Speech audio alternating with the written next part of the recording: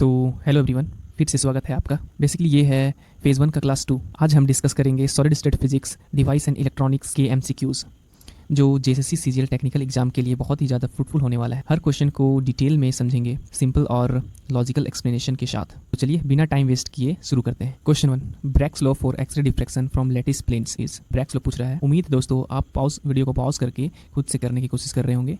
मैं यहाँ पे आपको टाइमर नहीं दूंगा। हाँ, तो जल्दी से इसका आंसर बताओ। एक्सरे जब क्रिस्टल प्लेन से रिफ्लेक्ट करती है, कंस्ट्रक्टिव इंटरफेरेंस तब होती है जब एक्स्ट्रा पाथ बराबर 2d साइन थीटा हो।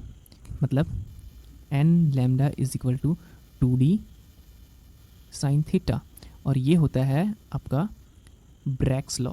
नेक्स्ट क्वेश्चन देखते हैं। Number of distinct Bravais lattice in 3D। 7 crystal system होते हैं, उसमें primitive, body centred, face centred और बेस सेंटर्ड के कॉम्बिनेशंस मिलाकर टोटल 14th ब्रेवे लैटिस बनते हैं। करेक्ट ऑप्शन हो जाएगा ऑप्शन बी। नेक्स्ट क्वेश्चन पूछ रहा है, which of the following is an amorphous solid. एक होता है क्रिस्टलिन सॉलिड, दूसरा होता है एमॉर्फस सॉलिड। एमॉर्फस सॉलिड में लॉन्ग रेंज पेरियोडिक ऑर्डर नहीं होता। NaCl, डायमंड एंड सिलिकॉन ये हो जाएगा क्रिस्टलिन, और ग्लास हो जाएगा amorphous solid. Okay, next question देखते हैं। A typical band gap of insulator. Insulator का बैंड गैप बताना है। बेसिकली ये क्वेश्चन आसान है, बहुत सिंपल सा क्वेश्चन है। इंसुलेटर का बैंड गैप बताना है। इंसुलेटर का बैंड गैप होता है 5 इलेक्ट्रॉन वोल्ट से ज़्यादा होता है। ओके, तो option C is the right answer. N type semiconductor में majority charge carriers. N type semiconductor में मेजॉरिटी चार्ज कैरियर किसका होता है? इलेक्ट्रॉन्स का होता है। तो option B is the right answer. Question देखते हैं। Dulong Petit's law gives the molar heat capacity CV of a crystalline solid। हर atom 3 vibrational degree of freedom देता है। तो इक्विपार्टीशन थ्योरम से CV is equal to 3R। तो option A is the right answer for this question. Next question, low temperature specific heat CV directly proportional to temperature का cube यहाँ पे दिया हुआ है, इज एक्सप्लेन्ड बाय। डिबे ने lattice vibrations को acoustic phonon के मॉडल से समझाया, जिसमें CV डायरेक्टली प्रोपोर्शनल होता है टेम्परेचर का क्यूब के। ठीक है, और ये एक्सपेरिमेंटल रिजल्ट से मैच करता है। तो इस क्वेश्चन का करेक्ट आंसर हो जाएगा ऑप्शन सी। नेक्स्ट क्वेश्चन देखा जाए। डायमैग्नेटिक मटेरियल का काई का वैल्यू पूछ रहा है। तो डायमैग्नेटिक मटेरियल का काई का वैल्यू होता है small negative. Option B is the correct answer for this question. Expulsion of magnetic flux from a superconductor is called. Critical temperature TC के नीचे सुपर कंडक्टर्स अपने अंदर से मैग्नेटिक फ्लक्स को कम्प्लीटली एक्सपेल कर देते हैं। यही मेसनर इफेक्ट होता है। तो इसका करेक्ट आंसर क्या हो जाएगा? Option B, Meissner effect. Question 10 बोल रहा है, current across junction at 0 voltage is carried by. Superconductors के बीच थीन बैरियर होती है, जिसमें कॉपर पेयर्स टनल करके सुपर करंट देते हैं। तो इसका करेक्ट आंसर हो जाएगा option C, Cooper pairs. Next question देखा जाए। A PN junction diode is primarily use for.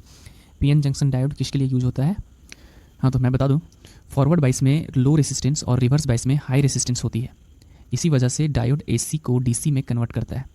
तो इसका करेक्ट आंसर हो जाएगा ऑप्शन बी।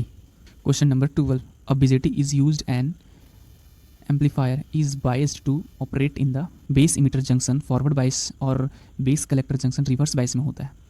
इसी रीजन में एम्पलीफिकेशन पॉसिबल होता है, और इसको एक्टिव रीजन भी बोलते हैं। तो ऑप्शन सी। नेक्स्ट क्वेश्चन देखते हैं गाइस। कौन सा डिवाइस वोल्टेज कंट्रोल्ड होता है?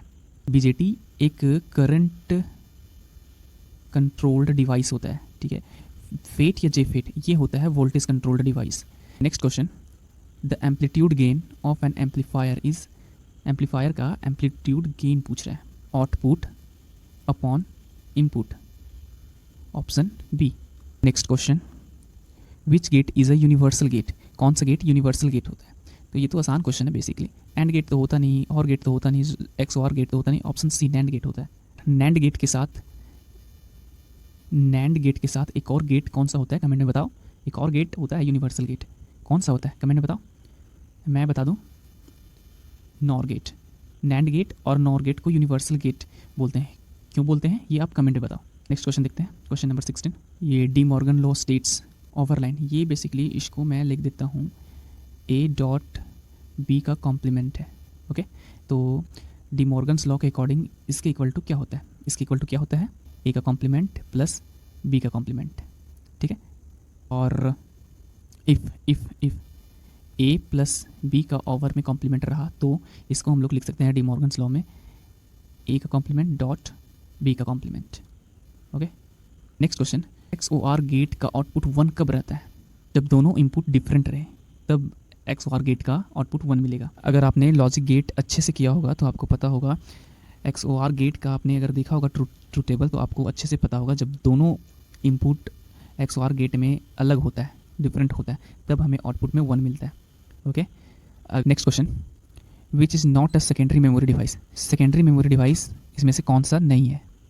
ठीक है, नॉट लगा हुआ है, आप लोग थोड़ा ध्यान दो, कौन सा नहीं है पूछ रहा है। हार्ड डिस्क, पेन ड्राइव और DVD, ये होता है सेकेंडरी मेमोरी और ये होता है नॉन वोलेटाइल।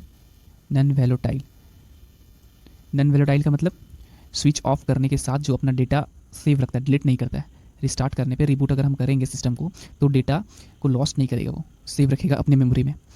रैम होता है आपका प्राइमरी मेमोरी होता है जो वोलेटाइल नेचर का होता है।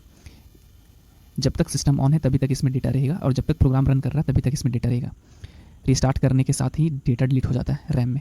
आसान सा क्वेश्चन था। The unit that performs arithmetic and logic operations in macro processor is ALU, arithmetic logical unit. नाम से ही पता चल रहा है। Option B is the correct answer for question number 19। Next question देखते हैं। The room temperature band gap of silicon is closest to. Silicon एक बेसिकली क्या है, सेमी कंडक्टर है, कंडक्टर, और सेमी कंडक्टर का band gap basically 1.1 electron volt mostly होता है। ओके, तो option B is the correct answer for question number 20।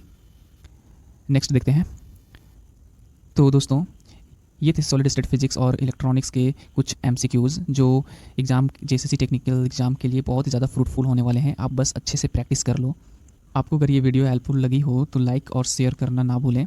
Channel को सब्सक्राइब करें और बेल आइकन दबाएं ताकि अगली वीडियो की नोटिफिकेशन आपको मिलती रहे। Best of luck for your JCC CGL exam. मिलते हैं नेक्स्ट सेशन में। और हाँ, आप हमें इंस्टाग्राम पे भी फॉलो कर सकते हो और नोट्स के लिए टेलीग्राम चैनल ज्वाइन कर लो, वहाँ पे मैं PDF शेयर कर दूँगा। तो ठीक है guys, thank you so much.